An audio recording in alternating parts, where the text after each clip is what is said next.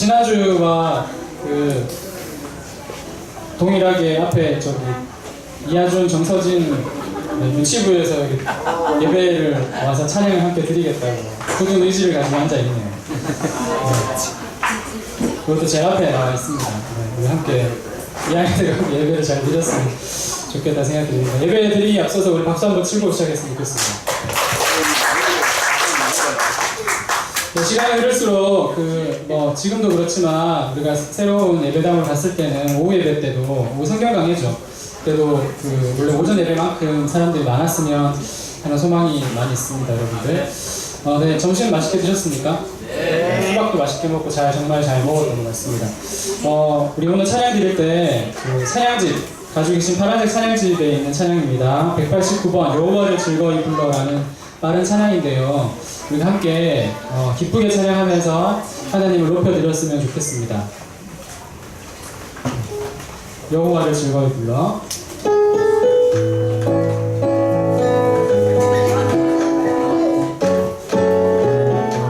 여호와를 즐거이, 여호와를 즐거이 불러. 우리 박수 치면서 할까요? 기쁨으로 주께 나아가리.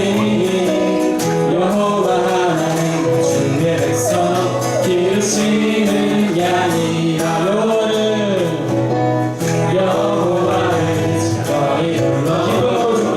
기쁨으로 주께 나아가리. 여호와 하나님 나 주의 백성 기르시는 양. 한번 더 합시다. 여호와를 즐거이 불러. 여호와를 즐거이 불러. 기쁨으로 주께 나아가리. 여호와 하나님 나 주의 백성 기르시는 양이라. 감사함으로 주를 높이며 문에 들어가서 찬송함으로 그 이름을 성축할지어다. 감사함으로 주를 높이며 문에 들어가서 찬송함으로 그 이름을 성축할지어다. 여호와를 즐거이 불러.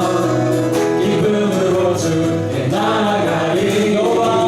여호와 하나님 나 주의 백성 기르시는 양이라. 여호와를 즐거이 불러. 여호와를 즐거이 불러. 기쁨으로 주께 나아가리. 여호와 하나님 나 주의 백성 기르시는 양이. 감사함으로 주를 높이며 문에 들어가서 찬송함으로 그 이름을 성축할지. 감사함으로 주를 높이며 문에 들어가서 찬송함으로 그 이름을 성축할지어다. 여러분 한 번만 더 할 건데요.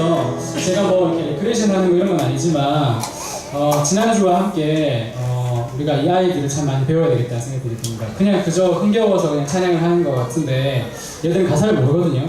근데 그냥 기쁘게 하는 것 같아요. 일단 옆에 있는 사람 우리 이렇게 치는 박수 아세요? 치는 거 알죠? 그쵸? 하면서 좀 저한테 찬양하는 거 아니니까 하는 걸 기쁨으로 찬양을 한다고 돼 있잖아요. 여호와를 즐거이 불러 기쁨으로 주께 나아가리 하는데 아무도 기뻐하지 않는 것 같아서 함께 이렇게 몸짓이라도 하면 기뻐지는 우리의 영혼들이 있을 수 있으니 한 번 더 어깨도 좀 들썩들썩 하면서 임정옥 집사님이 참 잘하시는 것 같아요. 어깨춤 추시는 거 하시니까 이렇게 하시면서 한 번만 더 불러왔으면 좋겠습니다. 박수는 옆으로 합니다. 알겠죠? 알겠습니다. 여호와를 즐거이 불러.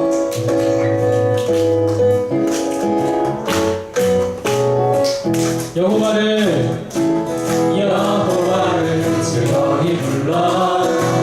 기쁨으로 주께 나아가리. 여호와 하나님 나 주의 백성 기르시는 양이. 반대로 하겠습니다. 반대로. 여호와를 즐거이 불러.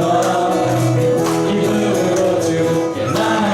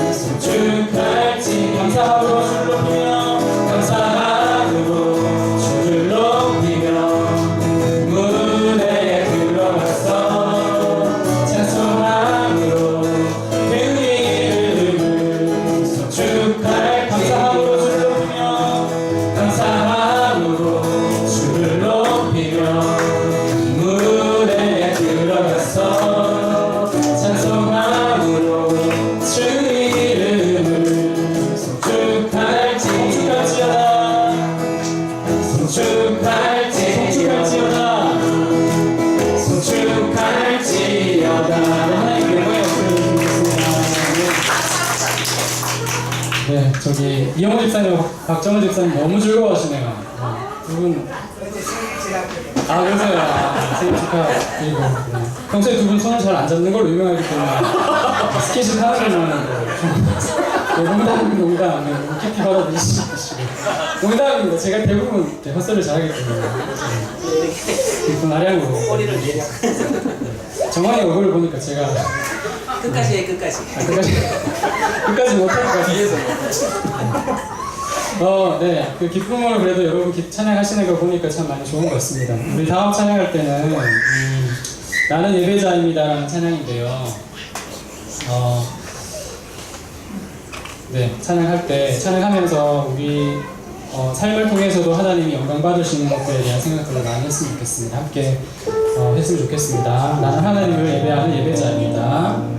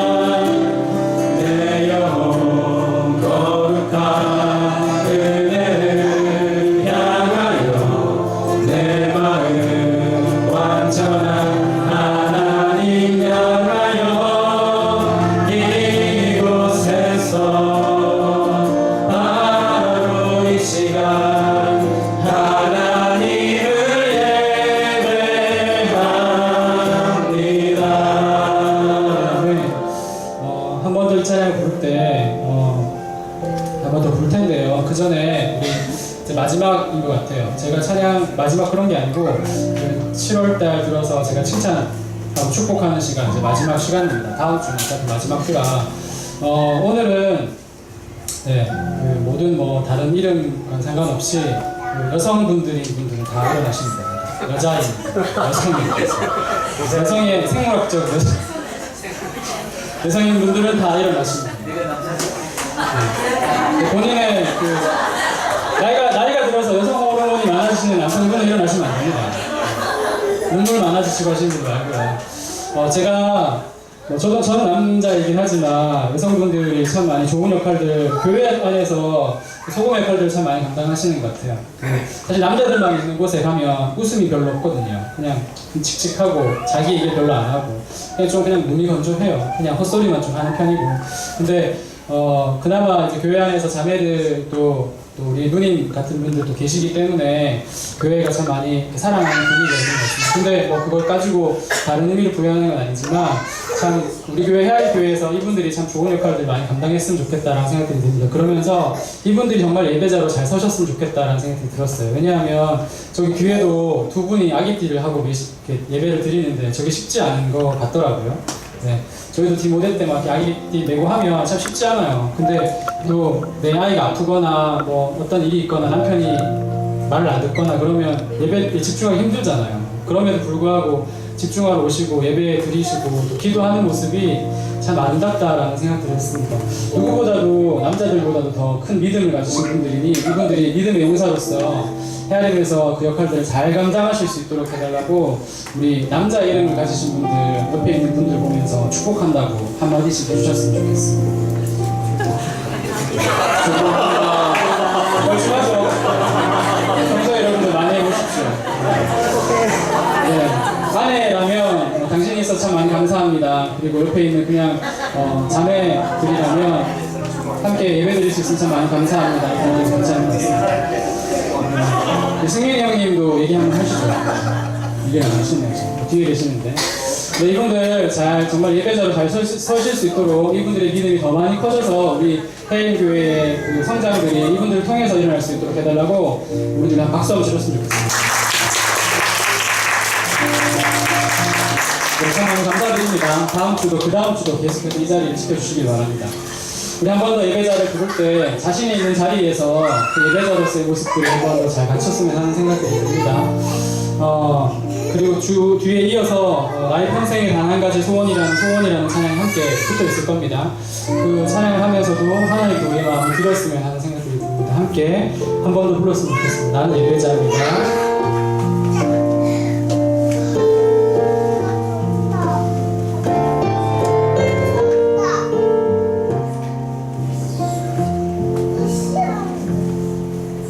나는 하나님을 예배하는 예배자입니다.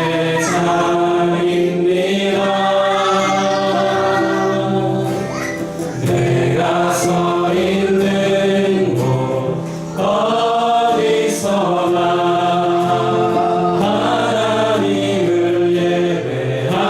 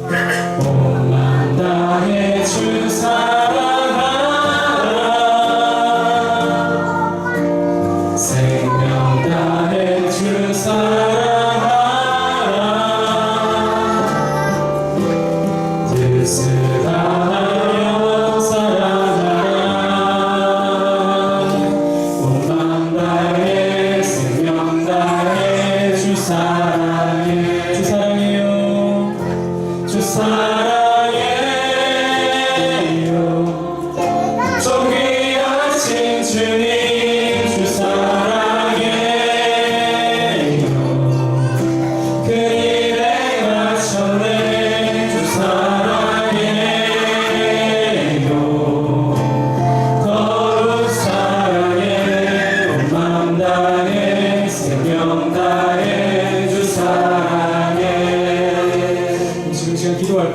때 하나님께 사랑합니다 라는 고백했으면 좋겠습니다.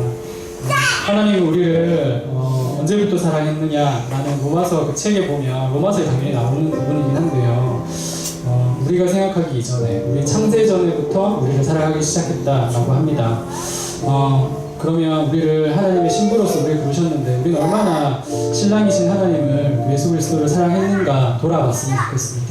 나는 얼마나 예수님을 만나려 애쓰고 하나님을 만나려 애쓰고 그분과 그 시간을 같이 보내기를 애쓰고 그분과 연락하기를 애쓰고 그분과 손잡기를 애쓰고 그분과 함께 있기를 애썼는지 돌아봤으면 좋겠습니다. 사실 지난주 한 주 돌아보면서 참 많이 주님을 사랑하지 못했다라는 생각도 많이 들었습니다. 여러분 어떠신지 잘 모르겠지만 지금 이 시간 기도할 때 우리의 마음을 내어놓고 하나님, 다시 사랑하지 못했던 연약한 모습이긴 하지만 지금부터라도 당신 온전하게 사랑했으면 좋겠습니다. 당신 조금이라도 사랑하고 당신과 함께 연합하길 원하니 주님 도와주시고 사랑할 힘을 달라고도 기도했으면 좋겠습니다. 하나님 그분만을 바라고 그분께 사랑의 고백을 했으면 좋겠습니다. 기도합시다.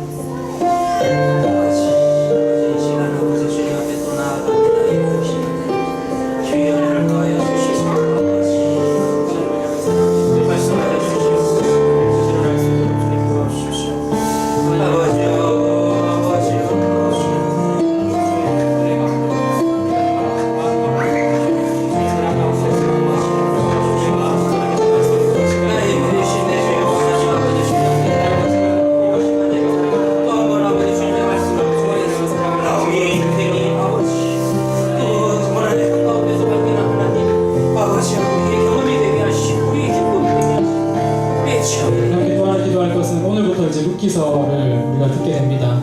루키서 들을 때 룻을 통해서, 룻의 삶을 통해서 우리에게 말씀하시는 하나님의 은혜, 또 하나님의 말씀, 하나님의 음성들을 우리가 잘 귀 기울여 들을 수 있도록 해달라고 기도했으면 좋겠어요. 좋은 마음밭이 되어서 하나님의 말씀이 선포되고 던져질 때 그 말씀들이 흘러가거나 남의 것이 되는 게 아니라 내 것으로 붙잡으려고 하는 의지가 우리 가운데 있을 수 있도록 해달라고 기도했으면 좋겠습니다. 여전히 똑같이 목사님께서 말씀만 전하실 때 그분께서 먼저 느끼신, 또 먼저 누리신 은혜를 가지고 저희에게 풍성하게 전달하실 때 목사님도 또 듣는 우리도 동일한 은혜, 동일한 하나님을 경험할 수 있는 귀한 시간이 될 수 있도록 해달라고, 우리 예배를 이 시간을 통해서 하나님을 경험할 수 있도록 해달라고, 이 시간을 위해서, 목사님을 위해서, 우리 자신 말씀을 들을 우리를 위해서 기도하고 말씀 듣도록 하겠습니다. 기도합시다.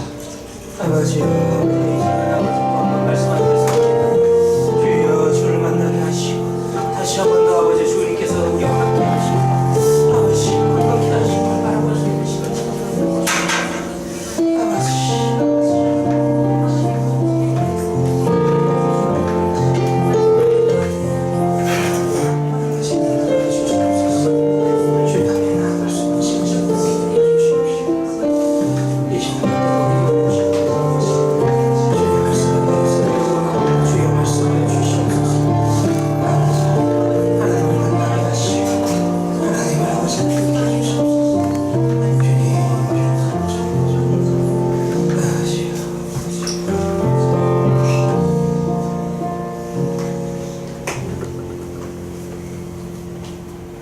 하나님, 폭염이 계속되는 가운데서도 주를 향한 우리의 생각을 주를 향한 우리의 생각들이 멈춰지지 않게 하여 주시옵시고, 우리의 입술에서 주님을 향한 찬양과 기도가 끊이지 않게 하여 주시옵소서. 주 하나님 아버지, 오늘 루키서의 말씀을 봅니다. 하나님, 참 나오미의 인생을 봅니다. 그 고난의 한가운데서도 하나님을 바라봤던 그 시선이 우리의 시선이 되게 하시고, 우리 역시 오늘을 살아가면서 동일하신 하나님께서 나오미에게 베푸셨던 그 은혜가 오늘 이 시간에도 우리에게 여전히 베풀어주고 계심을 볼 수 있는, 주여 눈을 열어주시옵소서. 주님, 오늘도 주님의 말씀 앞에 섭니다. 주님 앞으로 나아갑니다. 주여 함께 하심을 보여주시옵소서. 우리의 구원자 되시는 예수님의 이름으로 기도합니다. 아멘. 성경 말씀입니다. 우리 루키서는 사사기서 다음에 402페이지입니다. 구약성경 루키서 1장 1절부터 6절 말씀까지, 루키서 1장 1절부터 6절 말씀까지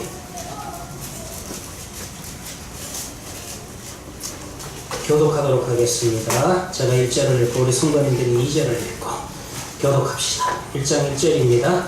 사사들이 치리하던 때에 그 땅에 흉년이 되니라. 유다 베들레헴에 한 사람이 그의 아내와 두 아들을 데리고 모압 지방에 가서 거류하였는데 그 사람의 이름은 엘리멜렉이고 그 아내의 이름은 나오미요 그의 아내의 이름은 마르다 이르니 그가 베들레헴 베드라 사람이었으나 그들이 모압 지방에 들어가서 나오미의 남편 엘리멜렉이 죽고 나오미와 그의 두 아들이 남았으며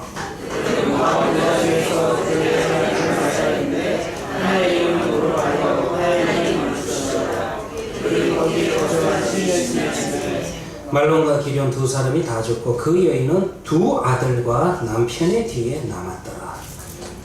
6절 읽어주세요.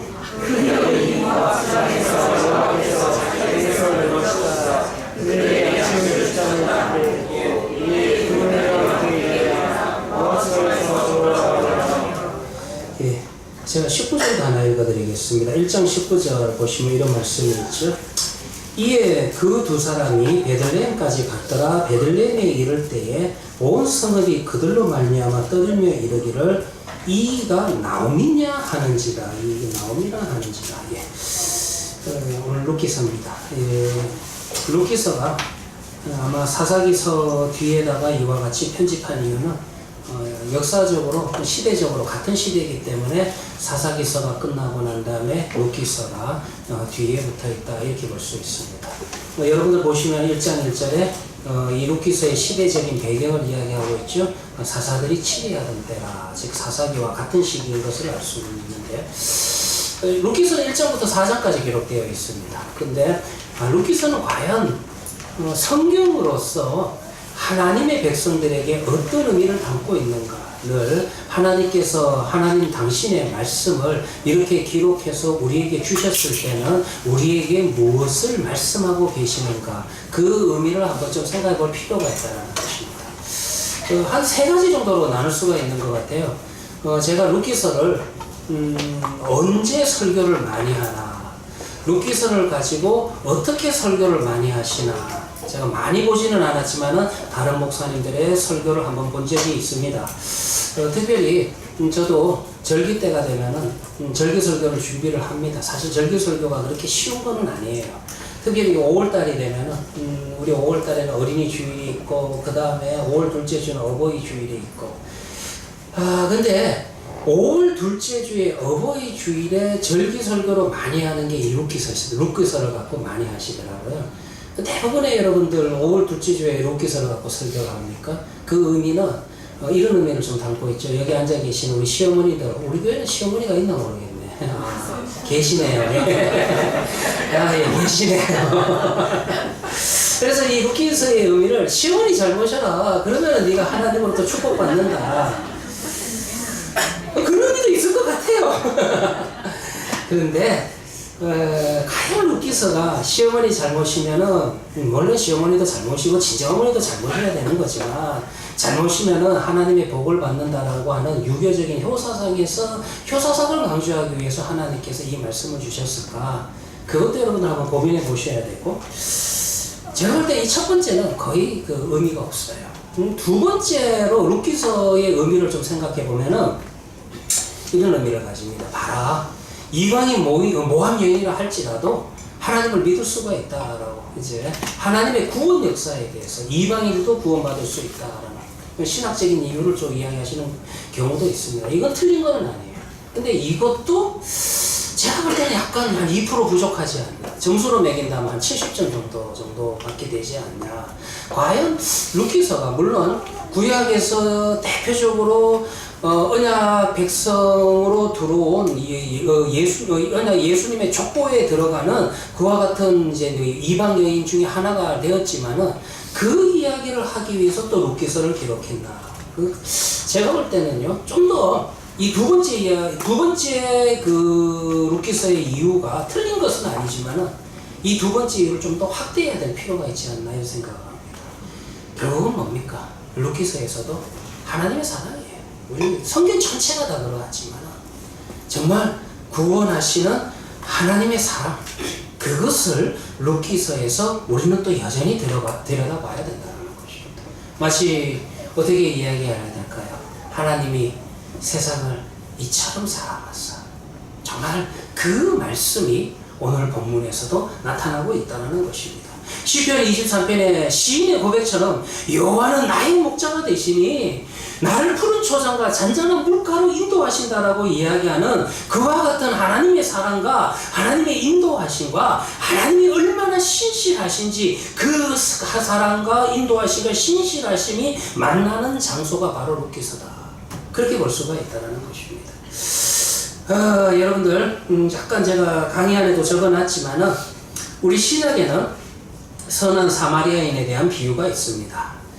이 신약에 나타나는 선한 사마리아인에 대한 비유와 구약의 평행을 이루는 비유가 있다면, 이야기가 있다면 그거는 룻기서예요.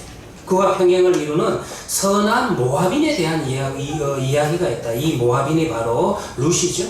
예수 당시의 유대인들은 거의 사마리아 사람들을 선한 사람으로 인정하지 않았어요. 그래서 여기서 선하다라고 하는 것은 도덕적 윤리적인 의미를 이야기하는 것이 아니라 하나님 앞에 구원받을 수 없는 존재로서 사마리아 사람을 이야기했다는 것입니다. 마찬가지로 구약에서도요, 물론 성경에도 기록은 되어 있지만은 구약 안에서도 이스라엘 사람들은 모압 사람을 선한 사람으로 보질 않았어요. 왜? 이 모압 사람들은 이방인 중에 이방인이었기 때문에 결코 구원받을 수 없는 그와 같은 존재로서 생각을 했다라는 것입니다. 이미 말씀드린 것처럼 룻기서의 배경은 우리 사사기와 동일한 배경, 사사들이 치리하던 때인 것을 알 수 있습니다. 그리고 이 룻기서의 뒷부분을 보시면 족보가 나와요. 나중에 이 룻이 재혼을 하는데 누구랑 재혼을 하냐? 보아스랑 재혼을 하죠. 그래서 이 보아스로부터 누가 나오냐 하면 오벳이 나오고, 오벳으로부터 이새가 나오고, 이새로부터 누가 나옵니까? 다윗이 나오는 거예요.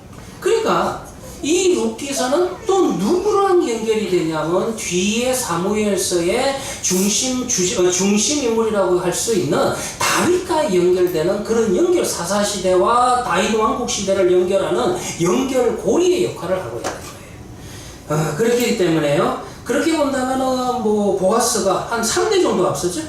한 3세대 정도 앞선 인물이라는 것을 볼 때는, 이때는 사사시대의 초반부가 아니라, 물론 1절에서 사사들이 치리하던 때라 사사시대라는 것을 알 수 있지만은 사사시대 중에서도 초반부, 중반부가 아니라 거의 끝시대, 후반기에 속하는 것을 알 수가 있다는 것입니다. 그러니까 이 시대는 어떤 시대냐면은 우리가 사사기 공부했잖아요. 사사기의 후반부, 이때는 입다나 삼손이나 이들이 그 사사로서 활동을 할 시대였다는 겁니다. 무슨 말이냐면 그만큼 이스라엘 백성들이 하나님의 말씀에 대해서 불성실합니다. 그리고 불순종을 하는, 하나님의 말씀에 대해서 성실하지 못하고 순종하지 못하는 그것이 확대가 되는 그 시대가 바로 사사시대 말기라는 것입니다. 그럼에도 불구하고 그 시대에도 여전히 하나님의 은혜는 거기에 있었다는 거예요. 그럼에도 불구하고 그 혼탁한 시대, 그 사사시대 말기에도 하나님의 인도하심이 그야말로 새벽변처럼 빛나고 있었고, 하나님의 인도하시는 그 손길은, 그 인자하시는 손길은 조금 뭐 변함없이 강력하게 역사하고 있었다는 것입니다. 그것을 보여주는 게, 어떻게 보면 여러분, 우리가 지금까지 사사기를 읽어나가면서 사사기 후반부의 사사들 입다나 삼손 이야기를 볼 때 우리의 심정이 참 답답했었습니다. 우리 이런 생각이 들 수도 있죠. 이런 시대에 과연 하나님이 계실까? 이런 시대에 과연 하나님께서 은혜를 베푸실까? 정말 하나님이 떠난 것은 아닌가? 정말로 그와 같은 시대가 사사시대 말기였다는 것입니다. 그런데 이 사사시대 말기에도 우리가 룻기서를 비교해서 읽어보시면은 하나님은 여전히 거기에 계시고, 하나님의 구원의 역사는 여전히 한치의 오차도 없이 진행되고 있는 것을 보여주는 것이 룻기서의 목적이다. 이렇게 볼 수가 있다는 것입니다. 자, 그래서 여러분들 보면은요, 룻기서는요, 어떻게 보면 좀 분위기로 이야기하면은, 조금 완전히 여러분 같은 시대지만은 완전히 다르죠. 룻기서, 사사기는 좀 끝입니다. 그리고 단위가 나와도 어떤 단위로 나오냐 하면은 국가적인 단위로 나오죠. 그래가지고 국가와 이스라엘과 이스라엘의 대적, 하나님께서 이스라엘의 대적을 일으켜서 국가와 국가 간의 전쟁을 하는 그와 같은 전쟁에 대한 이야기라든가 어떤 국가와 국가리라고 하는 집단적인 이야기로 이야기가 전개가 되는 것이 사사기의 특징이었습니다. 그런데 룻기서는 정반대죠. 표현을 하면 어떻게 표현해야 될까요? 좀 잔잔하다 해야 될까요? 좀 고요하다 해야 될까요? 왜냐하면은 이 룻기서에서는 더 이상 정복이라든가 고난에 대한 국가와 국가끼리 맞서는 구원받기 위해서 국가와 국가 간에 전쟁하는 그와 같은 전쟁의 이야기가 없다라는 것입니다. 그리고 이 룻기서는 그야말로 한 지역의 한 가정에 2명의 여자한테 좁혀졌다가 그 다음에 1명의 또 여자한테 좁혀졌다가 마지막에는 1명의 남자와 1명의 여자라고 하는 이와 같이 가정을 중심으로 해서 아주 좁은 범위에서 이 구원의 역사가 펼쳐지고 있는 것이 그 배경이 펼쳐지고 있는 것이 룻기서의 특징이다. 또 이렇게 이야기할 수 있습니다. 자, 그래서 여러분들이 이미 읽었던 것처럼 이제는 고난이라고 하는 게 좀 다른 의미가 있는 것 같아요. 우리 사사시대 때는 여러분들 고난이라 이야기하면 안 되고 사사시대 때는 사사기에 나타나는 그 전쟁이라고 하는 것은 이스라엘 백성들이 하나님의 말씀에 순종하지 않았기 때문에 그들에게 압박을 가해서 그들이 회개하고 돌이키게 하기 위해서 그래서 여러분들 하나님께서 징계하시는 겁니다. 근데 오늘 본문에도 역시 동일하게 이 룻기의 서두를 볼 것 같으면은 룻의 시어머니라고 이야기할 수 있는 나오미에게 3번의 비극이 계속해서 연속적으로 닥치는 것을 알 수가 있죠. 어떻게 표현해야 될까요? 참, 이런 인생도 있구나. 우리는 좀 인생 살면서 그럴 때가 있잖아요. 새해 때마다 무슨 생각합니까? 새해가 되면 좀 새로워질 것을, 그리고 과거로부터 끊어질 것을 소망하지 않습니까? 무엇보다도 여러분들 정말 금년에 힘들었는데 이제 새해에는 이 힘든 일들이 다 끝나고 좀 좋은 일들만 있으면 좋겠다. 그런 생각을 가지는 게 우리 모두의 생각이라는 것입니다. 근데 어찌된 영문인지요? 인생이라고 하는 것은 한 번 나쁜 일이 있고 그 다음에 좋은 일이 오는 게 아니고 이상할 정도로 나쁜 일이 있고 난 다음에 이제는 더 이상 바닥을 칠 것 같지가 않은데 계속해서 여러분들 나쁜 일들이 연이어서 이어지는 것이 인생의 모습이라는 거예요. 오늘 본문에 나오는 나오미가 그러합니다. 나오미는요, 이 1절부터 5절 짧다면 짧은 이 5절 속에서 무려 비극이 그녀의 인생 속에서 비극이 몇 번이나 닥치게 되냐면 3번이나 폭풍처럼 닥치게 됩니다. 그 비극이라고 하는 것도 여러분들 보통 비극이 아니에요. 첫 번째는 먹고 사는 문제에 있어서 심각한 위협을 당하게 됩니다. 기근이라고 하는 그와 같은 일들이 생기기 시작을 합니다. 그 다음에 여러분들 이 기근을 피해 가지고 베들레헴에서 자기 고향을 떠나서 모압 땅으로 갑니다. 이번 땅에까지 왔는데 무썰고 날서는 땅에 왔는데 남편 엘리멜렉이 죽어요. 또 그런데 여기서 끝납니까? 나중에 여러분들 이 성경을 보면은 그 여인은 2 아들과 남편이 뒤에 남았더라. 5절에 보면은 누가 먼저 언급이 돼요? 2 아들이 언급이 되죠.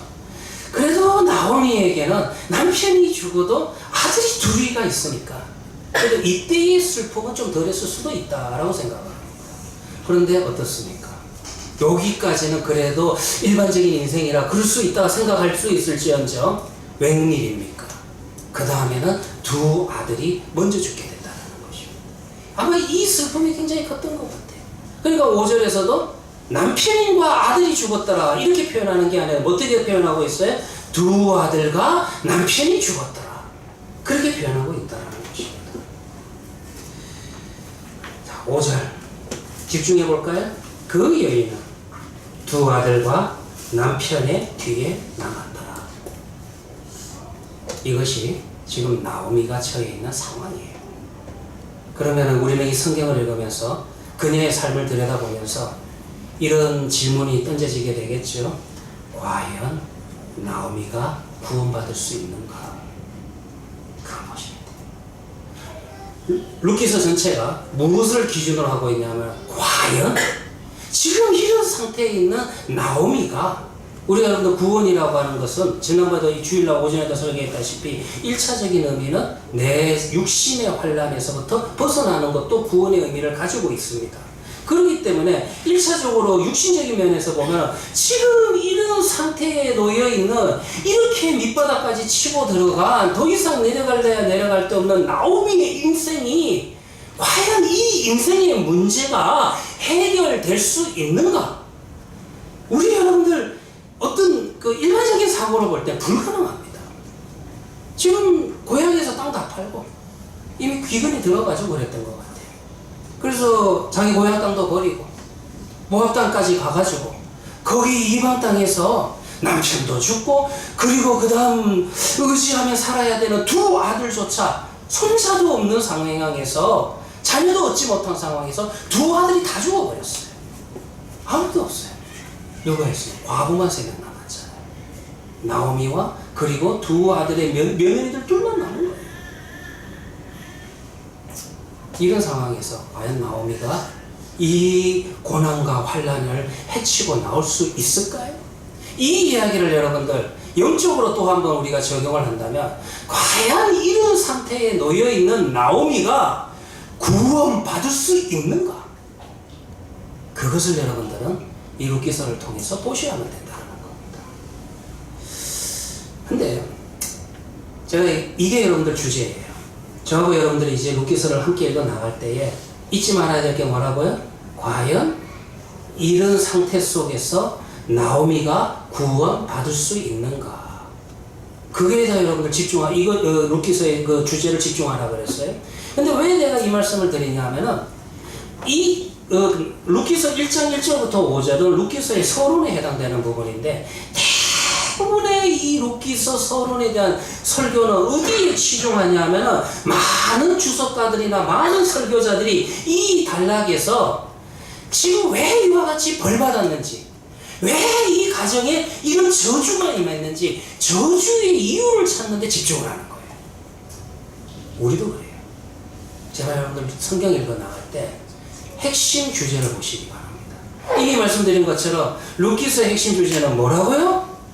이 지금 한치의 희망이 없는 이 여인이 구원받을 수 있느냐 없느냐, 하나님의 능력이 어디까지 펼쳐질 수 있느냐, 하나님의 구원의 능력을 보는데 우리는 이 루키서의 핵심을, 루키서의 중심을 봐야 되는데 이 중심 주제를 가지고 이 여인이 왜 이렇게 됐나, 이 여인이 무슨 죄가 있어서 이런 저주를 받았나, 이 생각을 하기 시작을 하면은요, 한 태어나면서부터 장애가 된 자를 예수님 앞에 데리고 온 유대교의 율법교사들이 이 사람이 이렇게 태어난 것은 조상의 죄입니까? 본인의 죄입니까? 이 사람은 왜냐하면 태어날 때부터 그랬으니까. 그걸 교리적으로 논쟁하는 율법교사의 모습과 전혀 다를 게 없다라는 거예요. 이 루키서는요, 이 바벨로니아 탈무드, 여러분들 탈무드라는 이야기만 나오면은 조금 긍정적으로 생각하시죠. 저 근데 탈무드 그렇게 좋아하지 않습니다.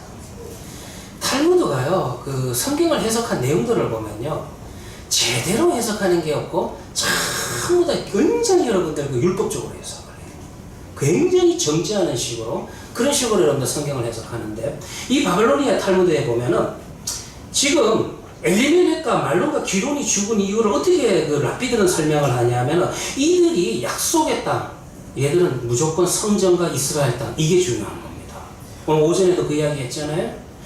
오전에 시간이 없어서 다는 말 못했지만은 얼마나 여러분들 성전을 중요시하고 예루살렘을 중요시했냐 하면은 이미 그 이전에 이사야 선지자를 통해서 하나님께서 심판에 대한 메시지를 주시고, 그럼에도 불구하고 하나님의 은혜에 대한 방편으로서 남은 자에 대한 남은 자 사상을 또 예언하는 내용들이 나타납니다. 그러니까 예루살렘이 멸망을 당했을 때 이스라엘 백성들은 무슨 생각을 했냐 하면, 그 남은 자 사상을 어떻게 해석했냐 하면, 지금 이 성전이 있는, 그리고 하나님이 약속하신 예루살렘에서 포로가 되어서 바벨론에 끌려간 자들은 버린 자들이고 저주받은 자들이고, 그 상황 속에서 그렇게 해석해요.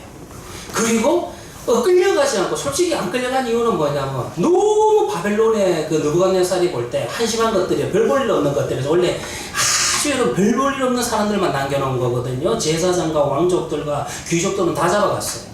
그러니까 자신들이 이렇게 그 예루살렘에 남아 있었는데 우리가 남은 자들이다. 그래서 그때 그 상황 속에서도 예루살렘에 남아있던 자들이 바벨론의 포로로 끌려간 자들을 향해서 뭐라고 저주하냐면 최소한 여러분들 인간적인 같은 동포로서 그 동정심이라도 있어야 되는 거 아니겠어요? 그런데 저들은 저주받았기 때문에 바벨론에 끌려갔다. 우리는 복받은 자. 이 상황에서도 우리가 남은 자들이다. 우리가 복받은 자들이다. 그래서 이 땅 다 우리 거다. 이게 여러분들 예루살렘에 남아있었던 이스라엘 백성들의 모습이었어요. 그러니 여러분들 그 다음에 일어났던 예레미야 선지자가 예루살렘에서 뭐라고 선언을 하냐면 남은 자는 예루살렘에 지금 남아있는 자들이 남은 자가 아니라 바벨론의 포로로 끌려간 자들이 남은 자가 될 것이다. 그들이 다시 돌아와서 예배 공동체를 회복해 할 것이다. 느헤미야와 에스라와 같은 사람들이 그렇게 했죠. 그래서 여러분들 그 이야기가 여러분들 예레미야가 왜 강조하냐 하면 그런 이유 때문에 그러하더라는 거예요. 그러니까 막간 여러분들 그 유대교 자체는 땅에 대한 집착성이 대단합니다. 그래서 전쟁에서 포로가 되어서 자기 예루살렘에서 죽지 못하고 이방 땅에 가서 죽는 객사를 하나님의 최고의 저주로 봤어요. 그리고 또 이방 땅에 가 있었기 때문에 예루살렘 성전에 올라올 수 없는 그 상태를 정말로 하나님으로부터 끊어진 저주의 상태로 봤다는 것입니다. 이것이 선지자들이 그렇게 심판 메시지를 전하는데도 여전히 이스라엘 백성들을 붙들고 있는 저주 사상이에요. 그 저주 사상이 오늘 본문에도 또 나왔었죠. 그리고 여러분들 그 저주 사상이 이 룻기서를 해석하는데도 동일하게 해석을 합니다. 어떻게 해석을 하냐면은 이 이스라엘 땅을 떠났다. 이 축복의 땅을 떠났다. 그리고 모압 여인과 결혼했다. 그래서 그거에 대한 심판으로서 엘리멜렉과 말론과 기론이 죽었다. 하나님이 죽이셨다. 그의 죽음은 저주다. 그렇게 이야기합니다. 제가 아까 19절을 읽어드렸는데 19절은 바빌로니아 탈무드에 이렇게 해석을 합니다. 여기 우리 한글 성경에도 잘 나와 있고 베들레헴 고향 땅에 돌아왔을 때 고향 사람들이 야 누구냐? 어우 나오미 아니냐? 그런 의미죠. 이게 그 의미가 맞아요. 근데 바벨로니아 탈무드는 어떻게 해석을 하냐 하면은 이제 이렇게 이제 줄을 붙입니다. 고향 사람들이 몰려왔다. 봐라. 나오미의 저 처참한 모습을 봐라. 고향을 버리고 하나님의 땅을 버리고 이방 땅에 가서 잘 먹고 잘 살겠다고 간 나오미가 어떤 상태가 되어서 돌아왔는지 저 비참한 모습을 봐라. 이게 탈무드에 기록되어 있습니다. 성경 보세요, 여러분들 성경. 지금 여러분들 룻기서 전체 이야기의 흐름 속에서 하나님이 나오미를 그렇게 대하고 계세요? 아니잖아요. 하나님께서 뒤에 여러분들 사장을 보면은 어떻게 회복시키고 어떻게 치유하시고 어떻게 다시 세우시는지 그 하나님의 사랑과 은혜만이 나타나고 있는 거지 여기에서 하나님으로부터 저주받았다는 이야기가 어떻게 있어요? 그러면 기독교는 다릅니까? 아주 유명한 목사님이요. 아주 유명한 목사님이 이 본문을 가지고 설교한 내용의 일부분을 제가 읽어드릴게요. 엘리멜렉이 먹고 사는 문제를 영적인 축복보다 중요하게 여기서 실패한 거다. 요 문장은 맞는 말이에요. 문장은 맞는 말이에요. 그들은 죽지 않으려고 하나님을 떠났지만 오히려 죽임을 당했다. 불순종의 10년이 지났을 때 불순종? 지금 여러분들 불순종이라 했어요. 불순종의 10년이 지났을 때 남은 것은 3명의 과부와 3명의 시체다. 이런 설교를 합니다. 한번 생각해 보시길 바랍니다. 요 설교 자체가 틀린 것은 아닙니다. 그런데 이 설교가 과연 이 본문에 대한 이해가 맞느냐? 저는 그렇게 생각합니다. 유대교나 우리 기독교나 참 고난에 하나님께서 주시는 고난에 대해서 너무 인과응보적 결과라는 도덕적 윤리적인 해석이 우리의 해석에 줄을 이룬다는 거예요. 정말 우리가 성경을 통해서 복음 앞에서 하나님의 말씀 앞에서 그 십자가의 은혜 앞에서 성경을 볼 때 좀 버려야 되는 게 이 성경에 여러분들 뭐 기근, 지진, 뭐 이와 같은 죽음 이런 단어가 나오면 이걸 전부 다 인과응보적인 죄의 결과로 보는 도덕적 윤리적인 해석밖에 없어요. 어떻게 이렇게 단순할 수 있을까? 자, 여러분들 기근이라는 단어가 성경에만 나오면 무조건 여러분들 심판으로 저주로 봅니다. 근데 기근이라고 하는 것은 고대 사회 속에서 그때는 농경이 발달하지 못했기 때문에 자연환경에 의지해야 되기 때문에 기근이 들 수밖에 없습니다. 대체적으로 보니까 10년에 한 번은 사람들이 굶어 죽어나가는 기근이 당시에는 일상사고처럼 일어나는 것이 고대근동의 역사였다는 거예요. 뭐 고대근동까지 안 가도 됩니다. 우리도 여러분들 태풍이 오죠? 태풍 안 옵니까? 매년 옵니다. 그러면 매년마다 여름에 수해난 지역이 있습니까? 없습니까? 있어요. 매년마다 있습니다.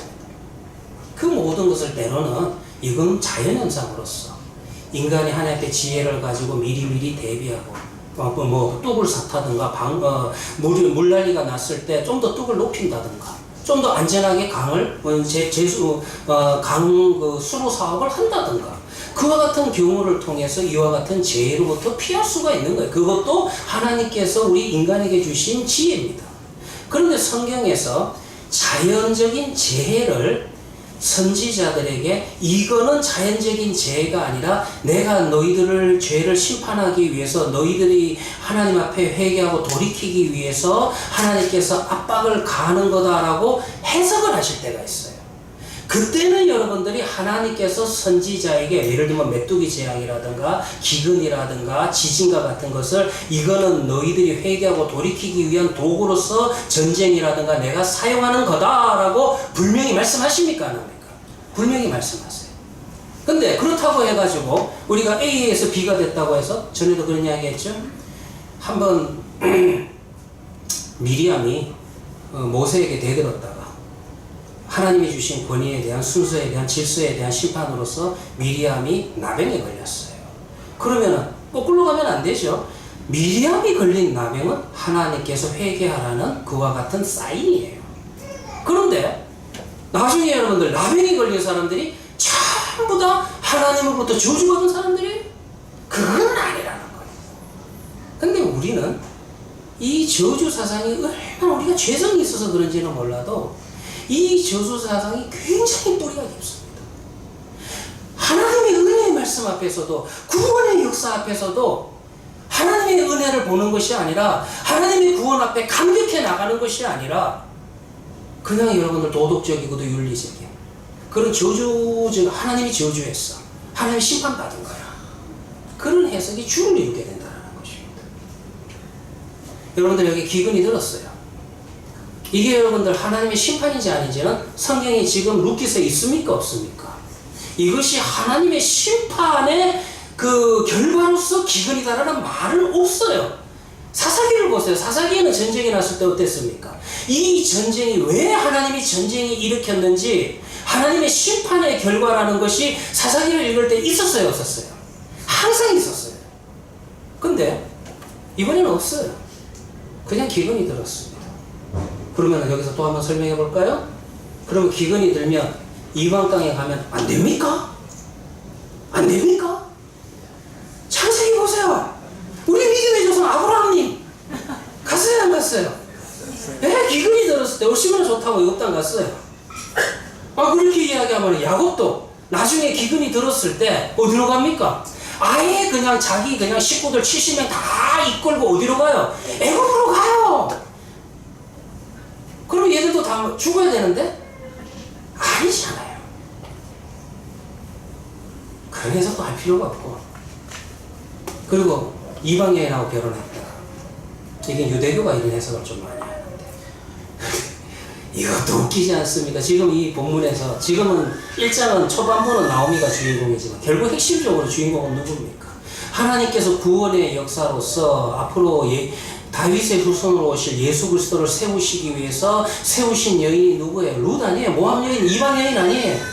주인공이 누구예요? 이 구원사의 지금 이 놀라운 구원의 흐름 속에서 주인공으로 나타나는 게 모함 여인 룻인데, 앉아가지고 이 탈무드는 이방 여인하고 결혼했기 때문에 다 죽은 거다. 이런 해석도 이 랍비들이 지금 제정신이 있는지 없는지, 바벨로니아 탈무드입니다. 불순종을 했다고 이야기합니다. 아까 제가 이야기했죠. 10년의 불순종의 10년을 보낸 결과 뭐 3명의 과부와 3명의 시체가 남았다라고 설교하신 목사님, 또 그 목사님 이거 내가 보면 안 되는데 근데 여러분들 여기 그 10년 동안 불순종했다는 내용이 지금 성경에 있습니까? 없습니까? 없어요. 그런 내용 자체가 없다는 거죠. 왜 우리가 이럴까요?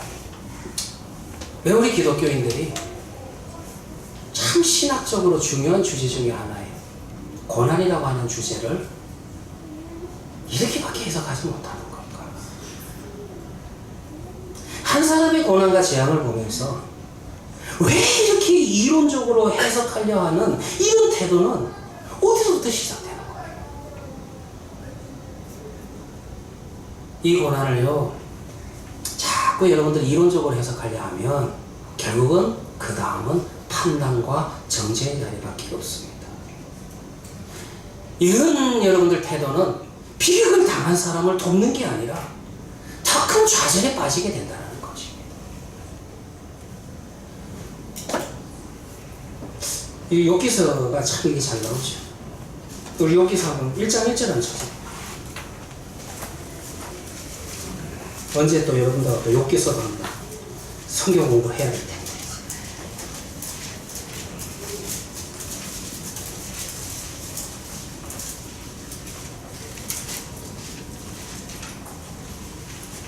이 욥기서 설교를 들으면요, 정말로서 욥기서를 잘 설교하시는 분도 벗어나지 못하는 해석이 하나 있어요. 여기 나중에 보면은 너무 괴로워가지고 하나님을 향해서 원망을 해요. 그래서 정말 제가 존경하는 목사님도 욥기서만은 설교하실 때 욥에게 이런 쓴뿌리가 있으니까, 이런 원망이 있으니까 그것을 회개케 하기 위해서 이런 고난을 주셨다. 욥기서를 처음부터 끝까지 잘 그 흐름을 놓치지 않고 잘 강의하시는 목사님도 요거만큼은 놓치지 않는 부분이, 그게 이렇게 설교하세요. 여러분들 욥기서 조심하셔야 돼요. 읽어나가실 때. 왜냐하면 욥기서는 욥이 하는 말과 욥의 세 친구, 그 다음에 나중에 또 한 명이 이제 나타나는데, 이 욥의 세 친구의 말들이 계속 섞여 나가면서 우리가 왔다 갔다 해버리게 됩니다. 그리고 시편의 탄식시가 그러하듯이 정말로 그 인생의 고난과 고통 앞에서 쓴뿌리가 그 원망이 아니라 하나님 너무 힘듭니다. 하나님 너무 괴롭습니다. 정직하게 기도하는 내용들이 나와요. 오히려 그건 하나님께서 좋아하신다는 거예요. 받아주신다는 거예요. 욥도 여러분들 지금 당한 고난이 보통 고난입니까? 우리 잘 아시잖아요. 욥기서 읽어보시면. 그런데 그 고난 앞에서 욥이 정말로 하나님을 향해서 입에서 신음소리가 나왔을 때 하나님이 요거를 회개시키기 위해서 이 고난을 주셨다. 욥기서를 읽어 나가시면서 그 해석에 빠지는 순간 여기 저나 여러분들이나 그러면 다 어떤 고난을 받아야 됩니까? 어떤 심판을 받아야 됩니까? 욥이 얼마나 대단한 줄 아세요? 욥기서를 읽으실 때 오늘 여러분들 룻기서도 마찬가지라고 그랬죠. 룻기서도 잊지 말아야 되는 게 과연 나오미가 구원받을 수 있을까? 요거를 여러분들이 중심주제 놓치지 말라고 그랬죠. 마찬가지로 욥기서를 읽으실 때는 욥기서에서 놓치지 말아야 되는 중심주제가 이겁니다. 1장 1절에 우스 땅에 욥이라 불리는 사람이 있었는데 그 사람은 온전하고 정직하여. 구약이에요. 이게 중문법인데 그 사람이 완전하다는 표현을 이 두 개의 단어로서 표현을 하는 거예요. 이 칭찬을 받은 사람은요 아무도 없습니다. 아브라함 안 됩니다. 다윗 안 됩니다. 제가 아는 구약의 인물들 가운데서 이렇게 하나님으로부터 극찬을 받은 사람은 누구? 욥이에요. 하나님을 경외하며 악에서 떠난 자들아. 누가 하신 말이에요? 제가 평가한 겁니까? 하나님이 당시에 그 모든 하나님의 백성 중에서 그 욥을 평가할 때 뭐라고 이야기했어요? 정말로 하나님을 경외하며 악에서 떠난 자들아. 그러면은 나머지 사람들은 어떻습니까? 욥을 향해서 욥이 당하는 고난에 대해서 이야기할 자격이 있어요? 없어요? 없어요. 그런데 갑자기 또 룻기서 이야기다 욥기서 갔는데 이 욥기서에 보면은요, 이제 욥의 세 친구들이 위로하겠다고 오죠. 이 사람들 친구들이에요. 위로하겠다고 왔어요. 그들이 누구였습니까? 엘리바스와 빌닷과 소발인데 셋 다 약간씩 교리적인 차이는 있지만은 결국은 뭐냐? 전부 다 인간보적인 신앙입니다. 얘들이 처음에는 와서 진짜 친구는 맞는 것 같아요. 욥이 지금 이와 같이 재산도 다 잃어버리고 거지가 되고 그 다음에 자기 몸에 또 병까지 들어가지고 비참해 있는 모습을 앉아가지고 같이 막 일주일 동안 웁니다. 정말 친구 같아요. 그리고는 그 다음에 울고 거기서 끝냈어야 돼요. 그게 위로 아니에요. 같이 울어주는 거. 반대하면 안 돼요. 근데 따나 하나님에 대해서 안다고 이제 그 다음에 나온 작업이 뭐냐 하면은 네가 당한 고난이 왜 이런 고난이 있느냐, 이걸 이제 해석하기 바쁜 거예요. 세 명 다 결론은 뭐였어요?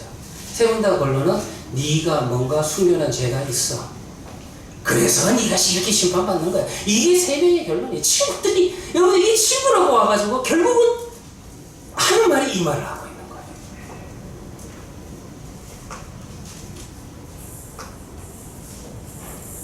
그 미량이라는 영화 한 10년 됐죠. 한번 미량 그 영화에서 찍은 장소 한번 가보고 싶은데 한 10년은 됐지만 그 영화에서 이런 이야기가 나옵니다. 물론 그 영화 자체가 설정 자체가 매우 좀 극단적이긴 한데 이제 그 주인공이 전도연 씨죠. 전도연 씨가 남편을 잃고 고향 밀양에 가서 피아노 학원을 여는데 아들이 납치가 되는 유괴가 됐는데 의도는 안 했지만 유괴범이 잘못해서 아들이 죽습니다. 그때 이 전도연 씨가 전도를 받아요. 약국의 이제 김 집사한테 전도를 받는데 그때 이제 아주 유명한 말을 하죠. 그 전도연 씨가 하나님께서 왜 이런 고난을 나에게 주시냐 그렇게 이야기했을 때 참 그 약국의 김 집사가 하는 대답이 맞기는 신학적으로는 맞는 말인데 그 부분에서 그렇게 이야기하는 거 아니에요. 하나님은 좋으신 분이다. 하나님이 계획하신 일은 선하신 게 하나도 없다. 결국은 당신에게 좋은 것이 될 거다.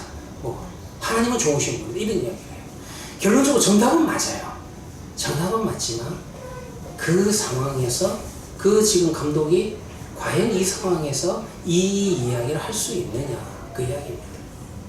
왜 제가 여러분들 이런 이야기를 하냐, 지금 이 본문을 가지고 유대교회 랍비들이나 참 안타깝지만은 기독교회 목사님들조차도 지금 여러분들 우리가 이 본문에서 봐야 되는 것은 하나님의 은혜, 하나님의 구원의 역사를 봐야 되는 그 하나님의 사랑을 봐야 되는 건데 그거는 보지 않고 나오미가 왜 이런 심판을 받느냐? 나오미의 죄가 뭐냐? 그 나오미의 죄를 찾는 데다가 성경 해석을 집중하고 있다는 것입니다. 자, 오히려 여러분 성경을 보세요.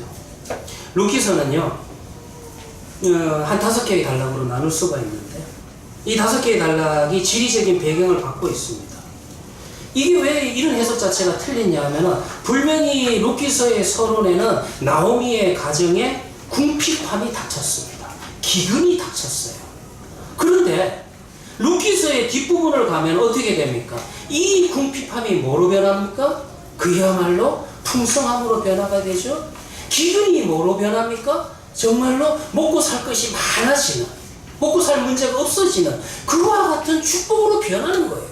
그러니까 여러분들 지금 이 욥기서를 읽어보시면은 중심 주제가 처음에 중핍을 강조한 이유는 결국은 그 궁핍을 통해 가지고 마지막 배경이 하나님의 사랑이 얼마나 큰지, 하나님의 은혜가 얼마나 큰지, 그 궁핍함을 정말 충만함으로 바꾸는 모습이 나오잖아요.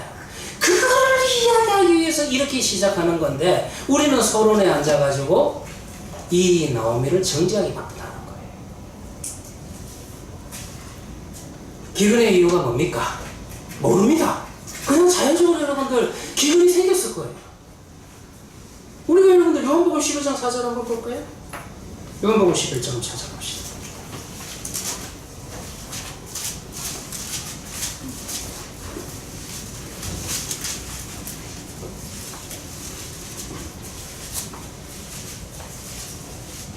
여기서 예수님께서 이 말씀을 하실 때 마리아와 마르다에게 하셨죠. 근데 예수님이 원래 이 11장 본문을 다 읽어보시면은 나사로와 그의 동생이 되는 마리아와 마르다를 굉장히 사랑하셨어요. 그래도 여러분들 이 가정에 질병이 왔습니다. 죽었어요.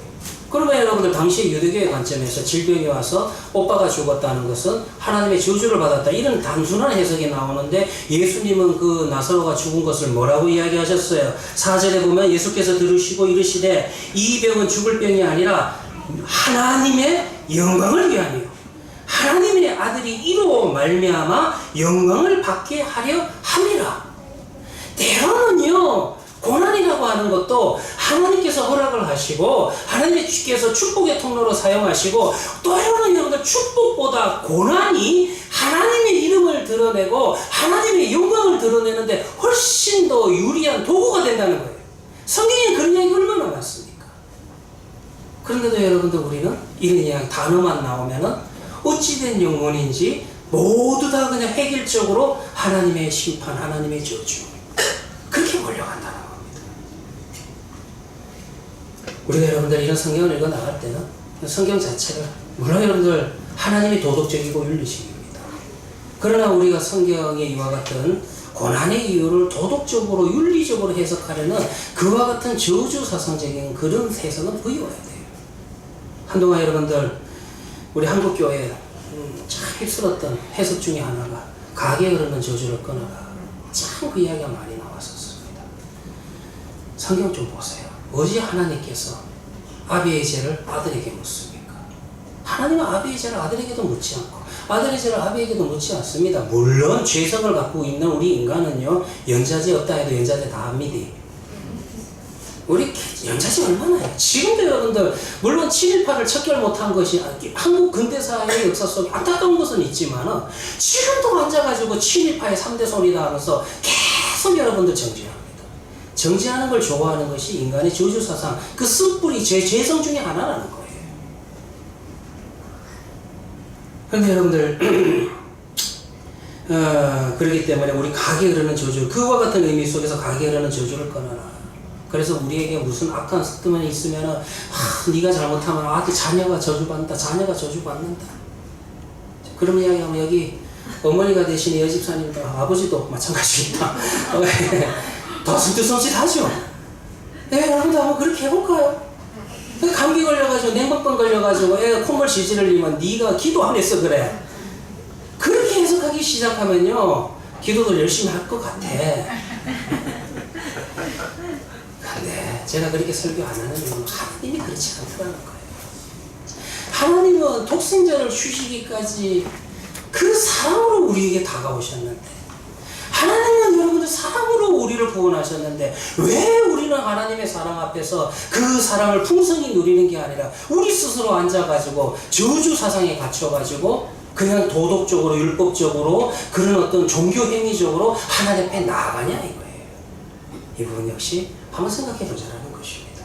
자, 그래서 여러분들 그 다음에 여러분들 요거까지만 하고 오늘 끝냅시다. 그 다음에 여러분들 5절에서 이제 하나님께서 어떻게 하실까? 참 앞이 깜깜하죠? 두 아들과 그 여인은 두 아들과 남편의 뒤에 남았더라. 하나님 묻살까요? 그런데 6절에 반전이 일어나기 시작하죠. 여호와께서 자기 백성을 돌보시사. 이게 뭘까? 이 룻기서에서 여호와께서 자기 백성을 돌보셨다. 이 상황에서 과연 여호와께서 자기 백성을 돌봤다라는 말이 뭘까? 이거는요 다음에 하도록 합시다. 우리 주기도문으로서 마치도록 하겠습니다. 하늘에 계신 우리 아버지여, 이름이 거룩히 여김을 받으시오며 나라의 임하옵시오며 뜻이 하늘에서 이루어도 같이 이 땅에서 이루어지이다. 오늘 하루 우리에게 일용할 양식을 주옵시고 우리가 우리에게 죄 지은 자를 사하여 준 것 같이 우리 죄를 사하여 주옵시고 우리를 시험에 들게 하지 마옵시고 다만 안에서 구하옵소서. 대개 나라와 권세와 영광이 아버지께 영원히 쌓옵나이다. 아멘. 예, 성경 문제를 마쳤습니다. 수고하셨습니다.